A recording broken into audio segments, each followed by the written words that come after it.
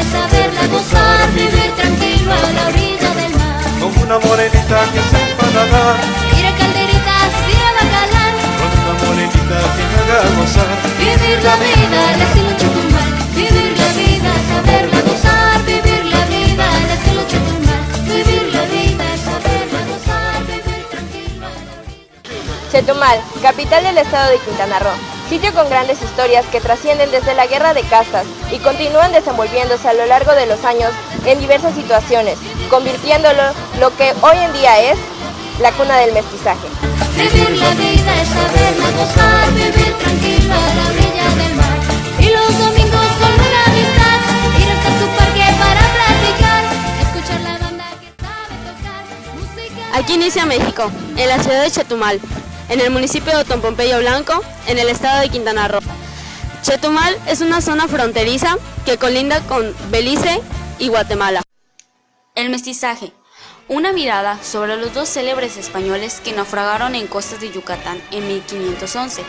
Jerónimo de Aguilar, quien hizo la posible comunicación de Hernán Cortés con el mundo indígena, y Gonzalo Guerrero, considerado el padre del mestizaje mexicano, cuya relación con los indígenas mayas fue diferente, convirtiéndolos en dos personajes fundamentales para entender el contacto entre el mundo hispano y el mesoamericano. Jerónimo de Aguilar, quien pretendía conquistar y cristianizar en cambiar los hábitos culturales de los hábitos hispanos, siendo esclavizado por un cacique maya en un pueblo hoy ubicado entre Cancún y Acumal, Tiosuco, mientras que Gonzalo Guerrero se integró a la sociedad al ser apresado en Chactemal, lo que hoy es Chetumal, sorprendiendo a los mayas por sus habilidades como marino, pescador y soldado, casándose con la hija mayor del cacique y adoptando el vestuario, peinado, tatuajes y hábitos que lo convirtieron en un indígena, renunciando a su hispanidad, decidiendo permanecer en su nuevo mundo para siempre, tener hijos y convirtiendo su matrimonio en la semilla del mestizaje mexicano. Los antecedentes históricos de Chetumal se remontan a la época de la cultura maya, 320 a 946 después de Cristo. En 1898, el teniente de la Armada de México, al mando de la zona, Otón Pompeyo Blanco, fundó la aldea de Payobispo, que era la última frontera de México. En 1936 recibió el nombre de Chetumal, en homenaje a una aldea maya de esa zona, que se habría llamado Chactemal. En 1955, un suceso devastador arrasó por las tierras de Chetumal. Ese fue el huracán Janet. El huracán Janet, nombre del dolor, la muerte y la tempestad, un suceso de los más grandes vividos en estas tierras. El huracán Janet arrasó con barrios, viviendas y algunas vidas. En el año de 1955, el gobernador, en ese entonces Margarito Ramírez, alertó a la población chetumaleña de Ixcalac y de Mahahual a que llegara a los refugios, como lo fueron los lugares de el Hospital Morelos, la Escuela de Belisario Domínguez y el Hotel Los Cocos. Después de esto, la noche del 27 de septiembre de 1955, casi la madrugada del 28 del mismo año, azotaron fuertes vientos de 280 kilómetros por hora. Y para finalizar, tenemos el increíble trabajo titulado La leyenda de Chetumal, del compositor Carlos Gómez Barrera.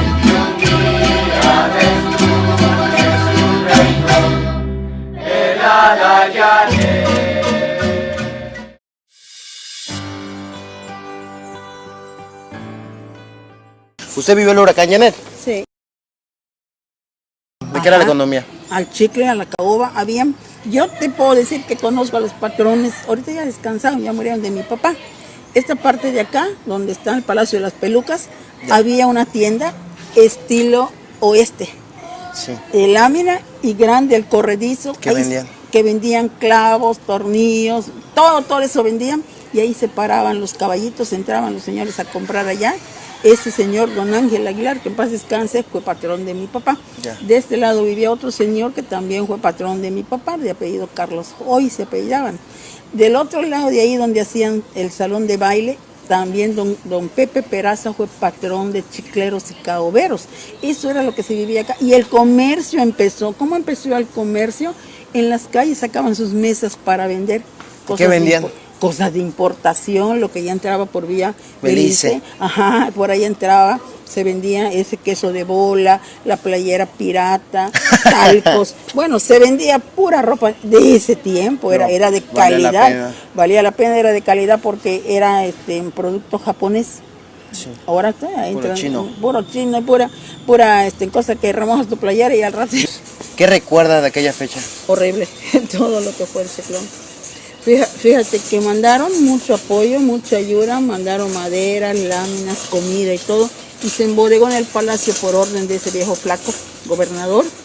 Y cuando ¿Quién era el gobernador? Margarito Ramírez. Y cuando empiezan a explotar las latas de la comida, se dan cuenta que habían pavos guisados allá, y explotan eso y se dan cuenta del palacio y empiezan a sacar todo, lo llevó a quemar en el aeropuerto. Cuando se entera el pequeño pueblo de Chetumal, que ese tiempo era Payo Obispo, empiezan a venir a hacerles escándalo, huye el pinche gobernador y se larga. Estamos que eran malditos o benditos, solo Dios sabe, porque siempre los gobernadores que han sido son malos. El único buen gobernador, Mario Villanueva, Henrix, bueno, le puedo decir Carlos varios. Joaquín. Carlos Joaquín, Quietos, eso me gusta. buenísimo. En mi casa, nos salimos de mi casa. Ah, ¿su casa tuvo daños?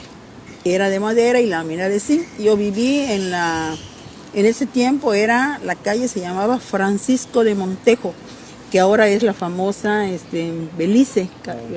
¿Se llamaba en Francisco de Carranza. Montejo? En ese tiempo, cuando lleva a cumplir 9 años. Las casas eran de madera, de lámina de cartón, de una madera que se llama taciste.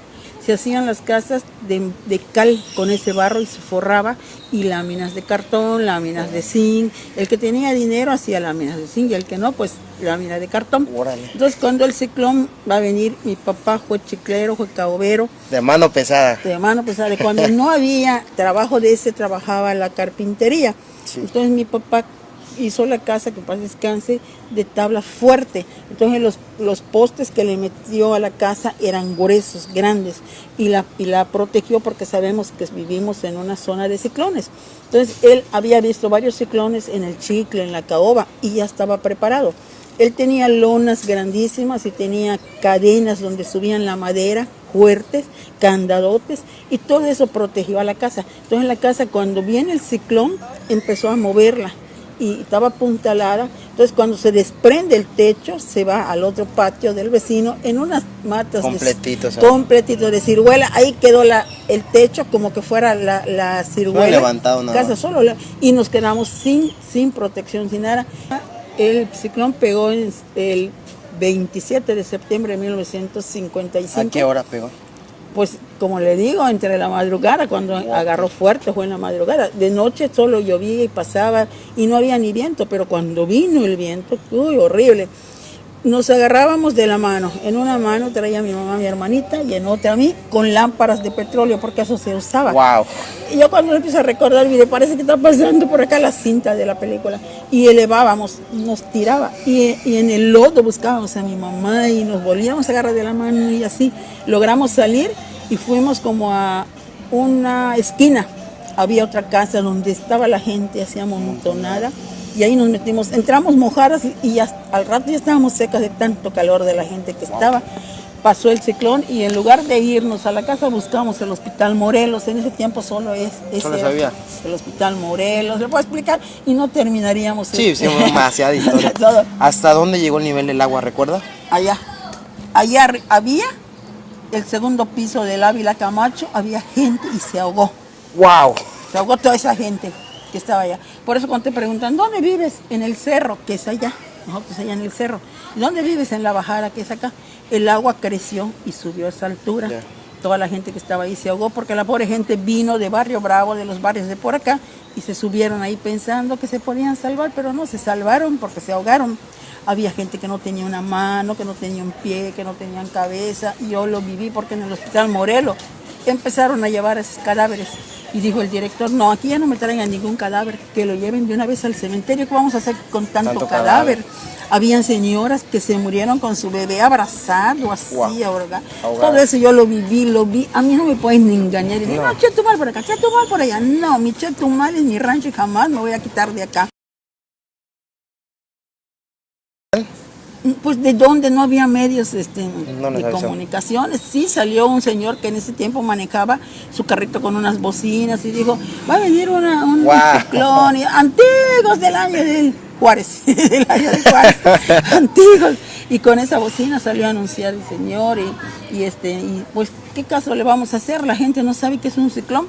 Pero Sí. mi papá como lo sabía, porque en el chicle les había agarrado los ciclones y ya saben que es un ciclón, él contaba que a veces están en el árbol subidos cuando ese Pega. ciclón pega y el chicle está ya, la raíz suave, se cae y se aplasta al pobre Claro. chiclero.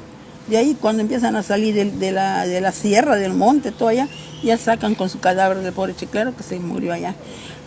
Era horrible, el ciclón fue horrible porque cuando hizo así, fueron 2 ciclones. Si ustedes entienden bien la canción, el Ada Janet dice, no solo dice Janet, Ala. Ada Janet, mujer y hombre se cruzaron así en ese. ¿Eran 2 ciclones? Claro, pues sí, porque como dice Ada Janet, y en realidad cuando entró uno que hizo así, El otro llegó el para otro, pegar. el otro se cruzaron así. Oh, fue horrible, horrible el ciclón, horrible, horrible. ¿Cómo cree que haya influido el Janet en lo que actualmente es Chetumal? Pues si lo devastó, querían que Chetumal ya no existiera. Desde ese tiempo están con que Chetumal ya no existiera. Mucha gente se fue de acá, porque había vuelos de avión que salían del aeropuerto para llevar a la gente a donde quieran. Sí. Esa gente abandonaron sus propiedades. Y cuando empieza otro gobierno a anunciar que vengan a poblar Quintana Roo, a 100 pesos se vendían los terrenos, de la medida que tú querías. 100 Pero pesos. 100 pesos era un dinero, era un cerrote así, 100 pesos. Benedetto Croce, fue Gentile, quien a su vez se inspiró en el artista Vico, nos dicen que la corriente de pensamiento historicista hace de la historia la ciencia fundamental para explicar la realidad social. También sostiene que todo se resuelve o se explica en la historia y que el origen de todas las ciencias es la propia historia. Todo lo que el hombre es y hace está condicionado por un espíritu histórico que no se ve, pero que da cauce y sentido a todas las cosas.